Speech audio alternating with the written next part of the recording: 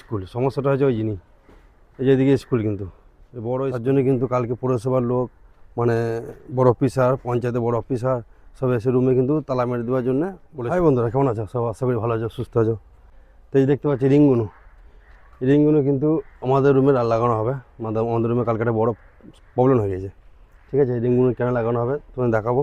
আর কেরালা আইন দেখাবো। কেরালা আইন একদম সবার জন্য স্ট্রং আইন, সবার জন্য সমান। তোমার বিল্ডিং কিন্তু ওরা ভেঙে দেবে।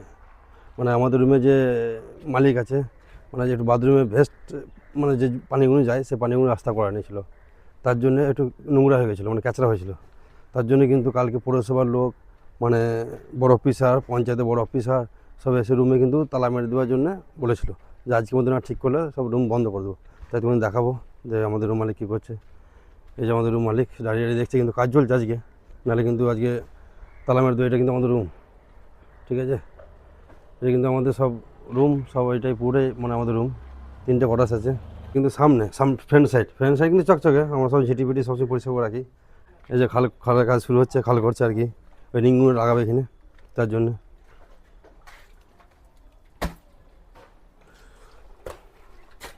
যাওয়ার ফার্স্ট ভাই এখানে মাটি ফেলছে। আগে এদিকে সব নোংরা ছিল, এই যে মানে পেছন দিকটা আর কি, ব্যাক সাইডটা। এই যে জলগুলো ছিল, এই যে জলগুলো, এই পানিগুলো যেই ছিল, ঠিক আছে, পানিগুলো কিন্তু কিচেনে পানি, মানে মানে জায়গা ছিল না আর কি। যেগুলো বাথরুমে কিন্তু চেম্বার, এগুলোতে তো ভরা হবে না, তাই জায়গা করেনি। তো একটু নোংরা ছিল এই যে এইটা, এই যে এখান থেকে এই এতটা কিন্তু একটু নোংরা ছিল। তার জন্য আর কি পঞ্চায়েতের হেলথ সেন্টারের লোক, অফিসার হেলথ সেন্টার মানে চেকিং করে বেড়ায় যে কোথায় নোংরা আছে না আছে, সব কিন্তু দেখে বেড়ায়। কিন্তু আমাদের অনেক দিন থেকে দেখতে পাইনি।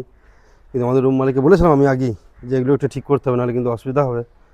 তো বলেছিল যখন হবে তখন দেখবো, যখন ব্যবহার করা তখন ব্যবহার করছিলাম।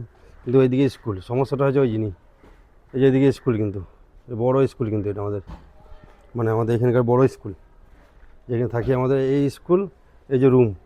কিন্তু এইদিকে কোনো কমপ্লেন নেই, মানে রুমের জন্য কোনো কমপ্লেন নাই যে তোমাদের ছেলে ভালো না বা কিছু, এসব কোনো কমপ্লেন নেই। বড় স্কুল কিন্তু এটা হাই সেকেন্ডারি স্কুল এটা। ওইটা কোনো কমপ্লেন নেই। কমপ্লেন হচ্ছে এই যে এই জলটা, এই পানিটার জন্য কমপ্লেন। কী বুঝলে, এই পানিটার জন্য কমপ্লেন। এই যে নোংরা বসছে, বলছে এইখান থেকে ম্যালেরিয়া ডেঙ্গু সব হবে আর কি। কিন্তু কালকে সব এসেছিলো পৌরসভার অফিসার, পঞ্চায়েতের মেম্বার, আর হেলথ সেন্টারের অফিসারগুলো সবাই এসেছিলো কালকে, মানে মোটামুটি 20 জন এসেছিলো দেখার জন্য।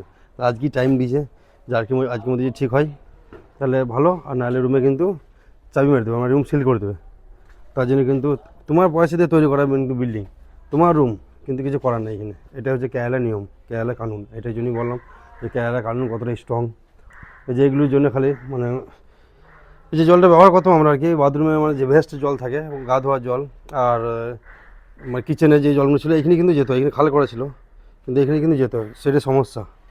মানে এটা ঠিক করতে হবে। তার জন্য রিং নিয়ে এসছে, রিং যে ভরতে, এই যে ভাইরা কিন্তু এসছে, ওরা রিং ভরবে এখন, মানে খাল করছে।